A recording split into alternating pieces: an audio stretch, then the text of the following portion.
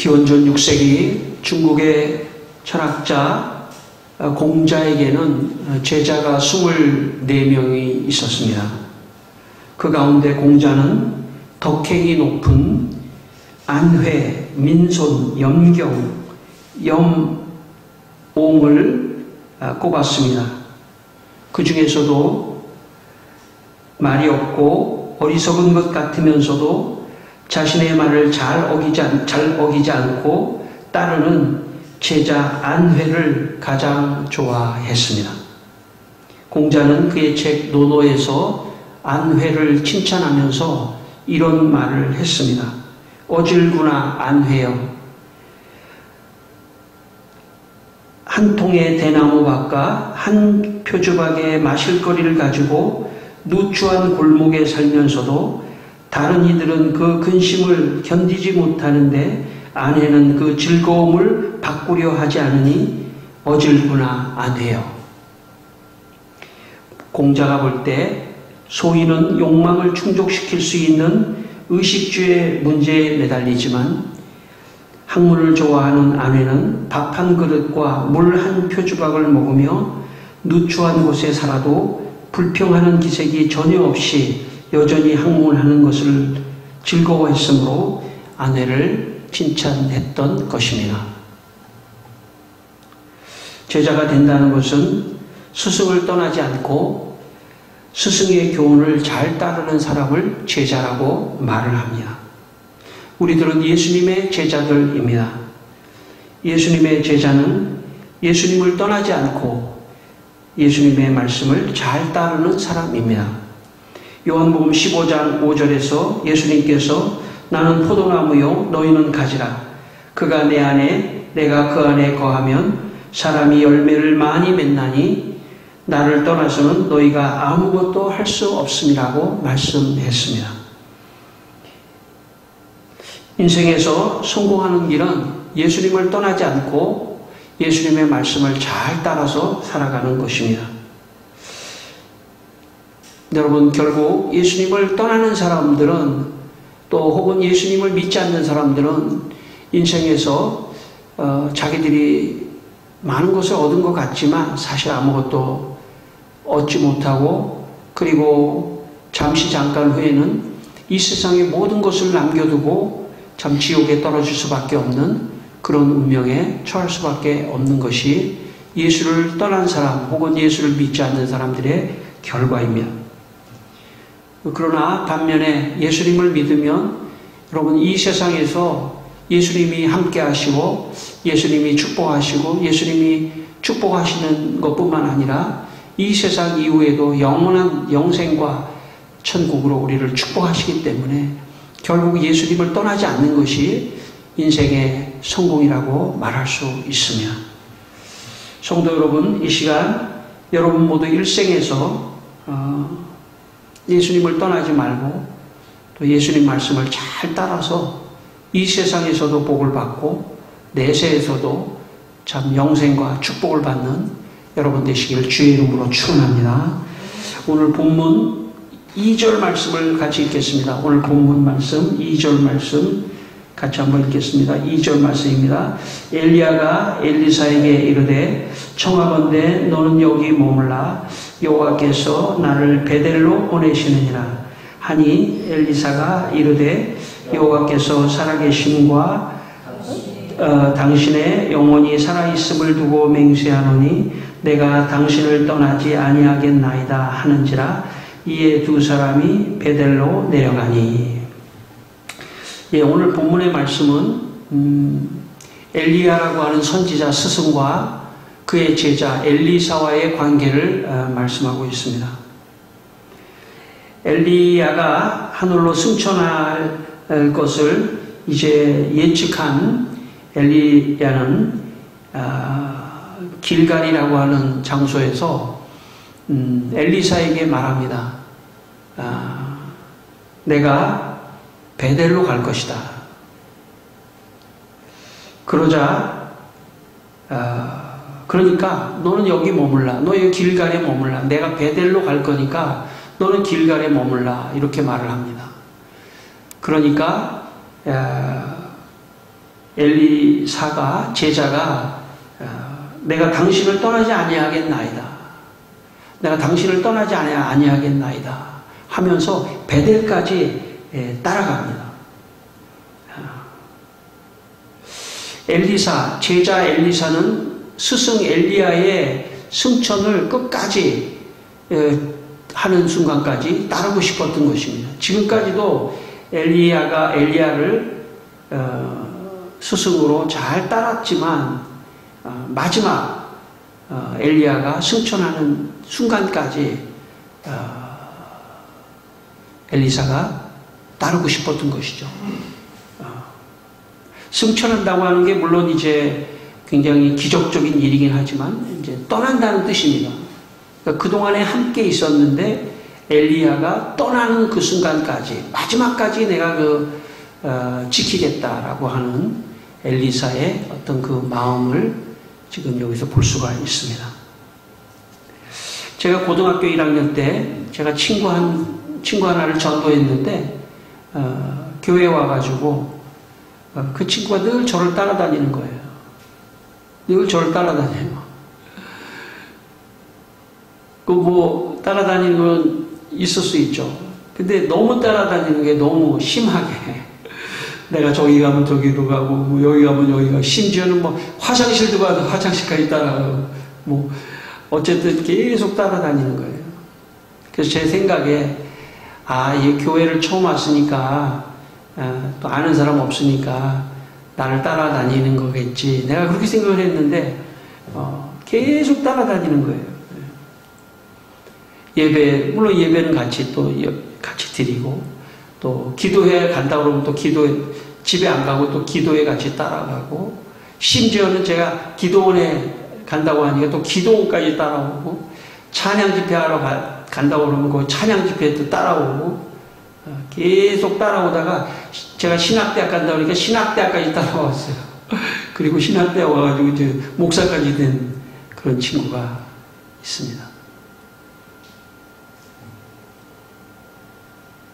제가 그래도 하나님을 따라가고 좋은 거 예수님을 따라가고 좋은 거를 따라갔으니 망정이지, 제가 만약에 좀 좋지 않은 거를 따라가다 보면 그 친구가 또 좋지 않게 됐을 가능성도 있지 않습니까? 좋은 거를 그래도 제가 예수님 따라가고 하나님 따라갔으니까 다행이었지 하는 생각이 듭니다. 인생에 제일 좋은 분은 하나님이십니다. 인생에 제일 좋은 분은 예수님이에요. 그러니까 그분을 잘 따라가면 좋은 일이 있습니다. 여러분 우리가 일상에서도 이렇게 다 경험하지만 사람이 하루아침에 그냥 끝나버리는 경우가 있어요. 그 사람의 인생이 그냥 하루아침에 무너져버리는 경우가 있지 않습니까? 그런데 왜 그러냐면 그 사람의 마음을 평소에 어디에다 두고 있느냐에 따라서 다른 것입니다. 하나님을 따르고 예수님을 따르면 마음이 늘 깨끗하고, 또 죄를 짓다 하더라도 회개하고 또 좋은 마음으로 늘 살아가려고 하는 그런 마음이 생기는 것입니다. 그래서 예수님의 어떤 삶을 본받으려고 하고 따라가려고 하고 하나님을 말씀을 따라가려고 하고 이러면 사람이 좋아지는 거예요. 그래서 그 결과가 열매가 또 좋아지는 것입니다. 삶의 열매도 또 좋아지는 것입니다. 그러므로 여러분 하나님을 따르고 예수님을 따르는 그런 삶을 끝까지 가게 되기를 바랍니다. 여러분 예수님이 승천하실 때 우리가 지지난주에도 그런 말씀을 했지만 예수님이 승천하실 때 마지막까지 따른 그 120명의 성도를 하나님이 사용해서 역사를 바꾸지 않습니까? 오늘도 하나님께서 예수님을 따르고 하나님을 끝까지 따라가는 그 사람을 통해서 역사를 바꾸고 하나님의 뜻을 이룬다는 것을 기억하시길 바랍니다. 그래서 이 세상에서 우리가 먹고 사는 것 가장 중요하지만 그러나 하나님께 쓰임받는 게 중요해요. 참 하나님의 역사에 동참하고 참 하나님이 나를 사용해서 무엇인가를 하신다고 하는 이것이 중요한 것입니다. 그러기 위해서는 참 하나님을 떠나지 않고 끝까지 어떤 상황이 돼도 하나님을 떠나지 않고 하나님의 말씀을 따라서 살 때 좋은 열매가 맺어질 수 있는 것입니다. 오늘 3절 말씀 또 한번 읽겠습니다. 오늘 본문에 있는 말씀 3절 말씀입니다. 같이 읽습니다. 베델에 있는 선지자의 제자들이 엘리사에게로 나와 그에게 이르되 여호와께서 오늘 당신의 선생을 당신의 머리 위로 데려가실 줄을 아시나이까 하니 이르되 나도 또한 아노니 너희는 잠잠하라 하니라. 예, 엘리야와 엘리사가 베델에 갔더니 이 베델에 선지자, 엘리야 선지자를 따르던 제자들이 거기에 있었습니다. 그러니까 그 베델의 지역에 엘리야의 제자들이 있었던 것이죠. 예. 그런데 이 제자들이 엘리사에게 이렇게 말합니다. 아, 선생을 당신의 머리 위로 데려가실 줄을 아시나이까. 그 얘기 뭐냐면 당신의 머리 위로 데려가신다는 것은 엘리야가 승천할 거를 당신 알고 있습니까? 엘리야가 잠잠하라. 알고 있다 이런 뜻이죠. 자, 그런데 여러분 여기에 그 제자들은 엘리야의 승천을 예측하면서도 엘리야는 이제 끝났다고 생각하면서 굉장히 소극적으로 엘리야를 대하고 있는 모습을 볼 수가 있습니다. 원래 그런 상황이 되면 지금 엘리사와 함께 끝까지 엘리야를 따라가겠다 이렇게도 할 수 있는데 엘리야를 따라가지 않고 좀 남 얘기하듯이 좀 멀리서 얘기하듯이 엘리사에게 엘리야 선지자가 승천할 것 같은데 당신 어떻게 생각합니까? 이렇게 지금 말을 하고 있는 걸 볼 수 있습니다. 반면에 엘리사는 엘리야가 마지막 승천하는 순간까지 엘리야를 떠나지 않고 끝까지 따르겠다고 하는 그런 적극적인 마음을 여기서 보이고 있습니다. 4세기 이집트 테베라는 마을에 살던 주민 한 사람이 그 당시에 아주 존경받는 수도사 시소에스라고 하는 스승에게 찾아가서 제자가 되겠다고 그렇게 말을 했습니다. 시소에스라고 하는 스승이 그 사람을 보면서 이 사람이 과연 그 제자가 될 자격이 있나 그 사람의 마음을 한번 시험해 보기 위해서 그 사람이 이렇게 질문했습니다. 혹시 가족이나 친척이 있습니까? 그랬더니 이 사람이 자기가 아들이 하나 있다, 어린 아들이 하나 있다고 말을 했습니다.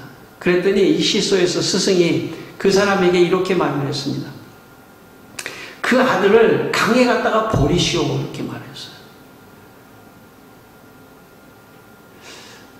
이 스승 시소에서는 생각하기를 이 사람에게서 다른 사람도 없고 가족이 없고 아들이 하나 있다면 그 아들은 굉장히 중요하지 않습니까? 그 아들을 강에다 갖다 버리시오. 가장 중요한 것을 당신은 버려야만 수도사가 될 수 있습니다. 이런 메시지겠죠. 그랬을 때 이 사람의 마음이 드러나는 거죠. 마음이 드러나요. 어디 이런 사람이 다 있어. 이런 스승이 다 있어. 아무리 요구해도 이렇게 요구한다면 난 당신의 제자가 될 수 없어. 그러면서 갈 수도 있지 않습니까? 또 어떤 경우는 말로만 그렇게 하겠습니다. 그렇게 하겠습니다 하고 안 할 수도 있어요. 그런데 이 사람이 알겠습니다 하고 막 뛰어가면서 자기 아들을 진짜 강에다가 버리려고 자기 아들을 막 향해서 가는 거예요. 그랬더니 이 스승 시소에스가 옆에 있는 형제에게 빨리 가서 저 사람이 아들을 강에 버리지 못하도록 막으시오. 그리고 그 사람을 제자로 삼았다는 것입니다. 사람의 마음은 평소에 말을 하지 않기 때문에 그 사람의 마음을 잘 몰라요. 그런데 어떤 상황이 되면 그 사람의 마음이 드러날 수 있는 것입니다. 그래서 마음이라는 게 참 중요해요. 여러분, 교회에 와서 많은 사람이 하나님을 믿고 하나님을 따른다 이렇게 하지만 그 사람 마음은 몰라요. 어떤 상황이 딱 닥쳤을 때 그 사람 마음을 드러나게 돼 있습니다. 그 사람의 마음. 오늘 이 엘리야와 엘리사와 이 다른 제자들이 그런 상황입니다. 이제 엘리야가 승천해서 간다고 하니까 이제 더 이상 엘리야가 없구나 이 세상에. 그러면 난 뭐 엘리야를 통해서 뭐 혜택 받을 게 없구나. 그러니까 뭐 승천하신다니까 그냥 당신 알고 있어요 이렇게. 그런데 엘리사는 엘리야를 끝까지 따르려고 하는 마음을 가지고 있습니다. 이게 지금 두 그룹의 마음이 대비가 되고 있는 것이 알 수 있습니다. 하나님을 믿을 때에도 하나님께서 때로 그 사람을 시험할 때가 있어요. 마치 아브라함에게 아브라함아 내 아들 이삭을 번제로 바쳐라 하듯이 그때 아브라함이 진짜 바치려고 하지 않았습니까? 그런 것처럼 그때 하나님께서 내가 나를 진짜 경외하는 줄을 아노라. 교회 생활을 통해서도 저는 그렇게 생각합니다. 어떤 사람에게 고난이 딱 와보면 그 사람을 알 수가 있어요. 그 사람은 늘 하나님을 따르고 예수님을 따를 때 축복만 생각했던 사람일 가능성이 많아요. 갑자기 고난이 오니까 이제 하나님 필요 없어 하면서 하나님을 떠나거나 뒤로 물러설 가능성이 있다는 것입니다. 그런데 진짜 어떤 사람은 어떤 고난이 오고 문제가 풀리지 않고 어려움이 와도 나는 끝까지 하나님을 따를 거야. 하나님을 떠나지 않을 거야. 하나님을 신뢰할 거야. 하나님을 의지하고 끝까지 갈 거야 하는 그런 사람은 결국 하나님이 그 사람의 마음을 보시고 10배, 100배로 결과적으로 축복하신다는 것입니다. 이것이 신앙입니다. 그렇기 때문에 신앙생활을 하려고 할 때 마음을 늘 언제나 순수하게 가져야 해요.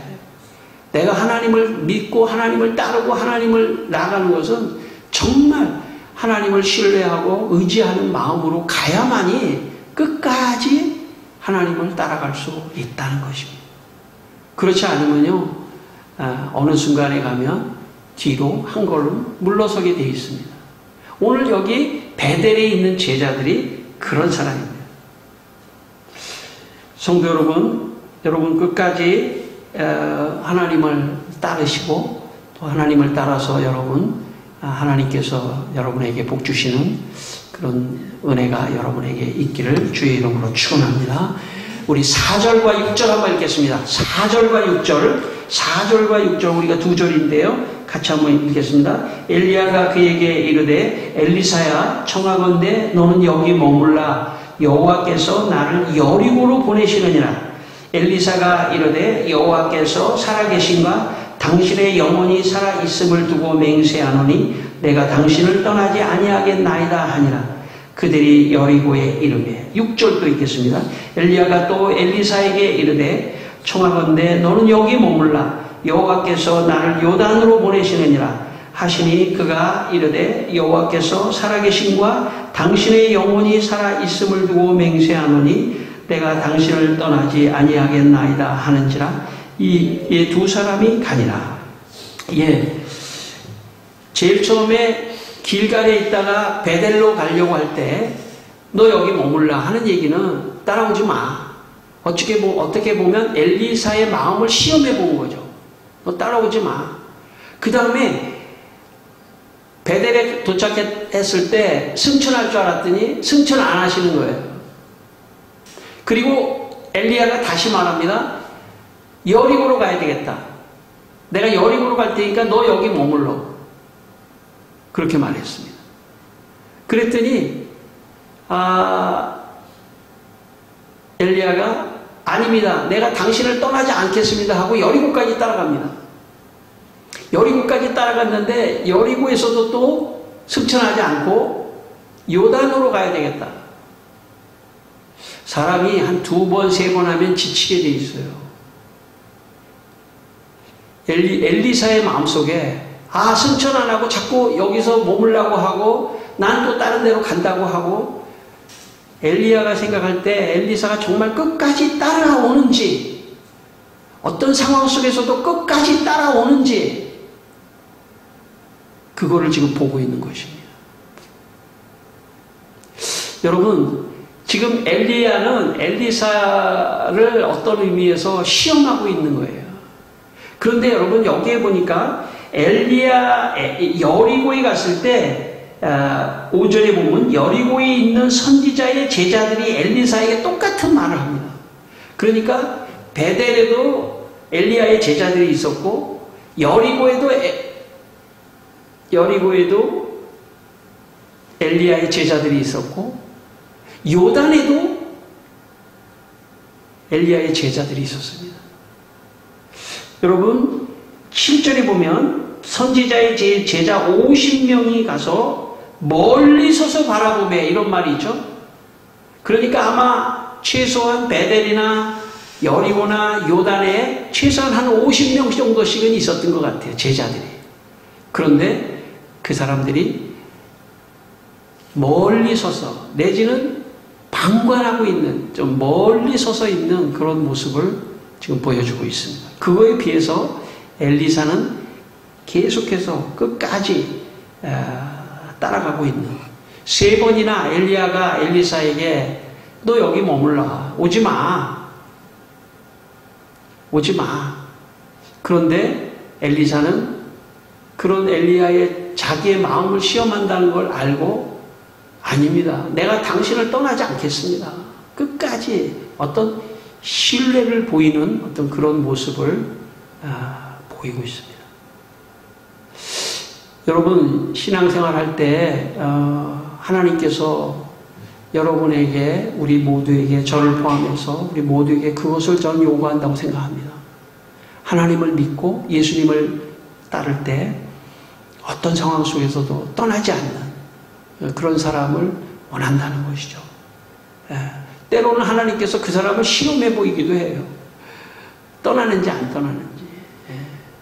그러니까 정말 어떤 상황 속에서도 내가 하나님 믿는 것을, 신앙을 포기하지 않고 예수님 믿는 것을 떠나지 않고 내가 잘 믿겠습니다 하는 그런 마음을 오늘 이 메시지를 통해서 우리에게 주신다고 저는 믿습니다.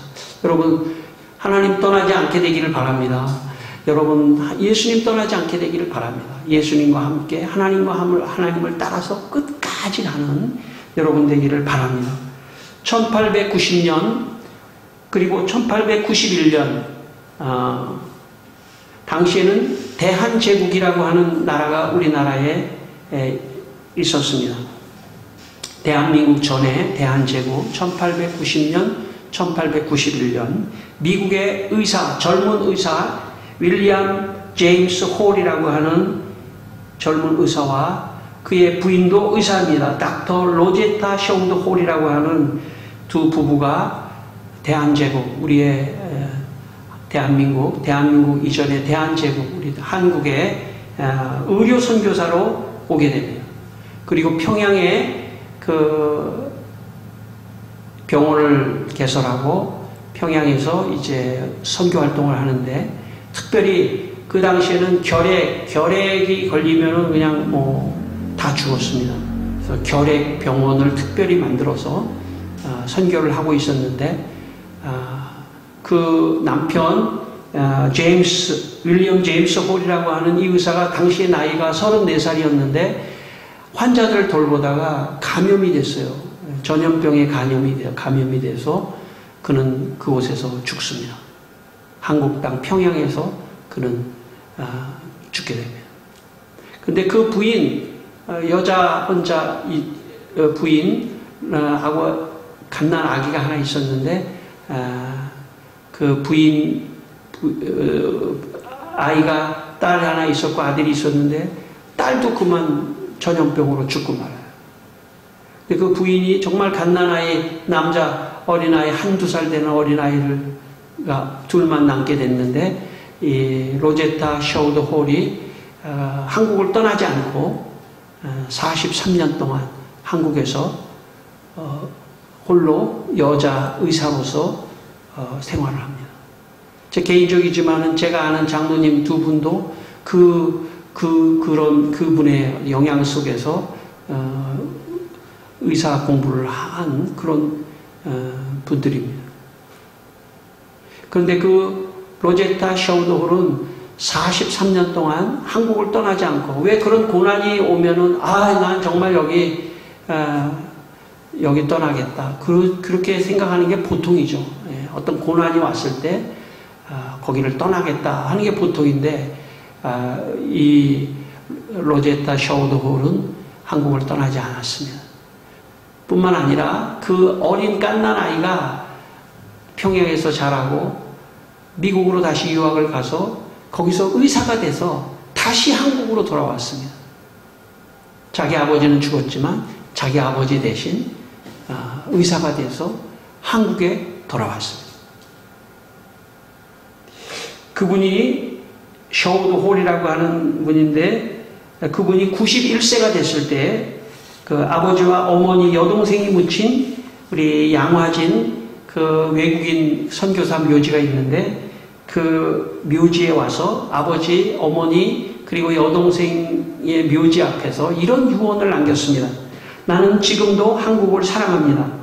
내가 죽거든 내가 태어나서 자랐던 사랑하는 이 나라, 또한 내 사랑하는 어머니와 아버지와 누이 동생이 잠들어 있는 한국 땅에 묻어주시기를 바랍니다. 그는 98세의 나이로 숨을 거두었습니다. 그리고 그의 아내와 함께 자기의 어머니, 아버지, 여동생이 묻힌 양화진 묘지에 함께 묻혔습니다. 이분들 같이 고난이 와도 참 하나님을 따르고 하나님의 사역과 하나님 앞에서 마지막까지 최선을 다해서 그들의 인생을 하나님께 드리는 이런 멋진 사람들 때문에 어쩌면 우리가 오늘 이 땅에 참 의료의 혜택을 받고 있는지도 몰라요. 이런 훌륭한 분들의 영향력과 열매가 오늘 우리에게까지 왔다고 볼 수도 있습니다. 그러므로 이 세상에서 그냥 동물과 같이 밥만 먹고 그냥 잠 잘 자고 그냥 편안하게 사는 게 인간의 모습이 아닙니다. 참 인간은 하나님 앞에 쓰임받는 것입니다. 참 인간은 정말 하나님의 어떤 역사 속에 함께 하는 것입니다.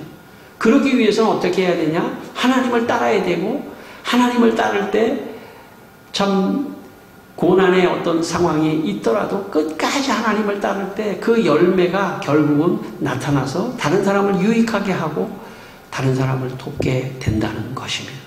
오늘 결론의 말씀 마지막 9절입니다. 오늘 결론의 말씀 마지막 오늘 본문의 9절 읽겠습니다. 오늘 9절 한번 읽겠습니다. 건너매 엘리야가 엘리사에게 이르되 나를 내게서 데려감을 당하기 전에 내가 내게 어떻게 할지를 구하라. 엘리사가 이르되 당신의 성령이 하시는 역사가 갑절이나 내게 있게 하소서 하는지라. 여러분, 마지막까지 엘리사가 엘리야를 따랐잖아요. 그리고 엘리야가 그냥 하늘로 승천할 줄 알았는데 엘리사도 그렇게 생각했겠죠.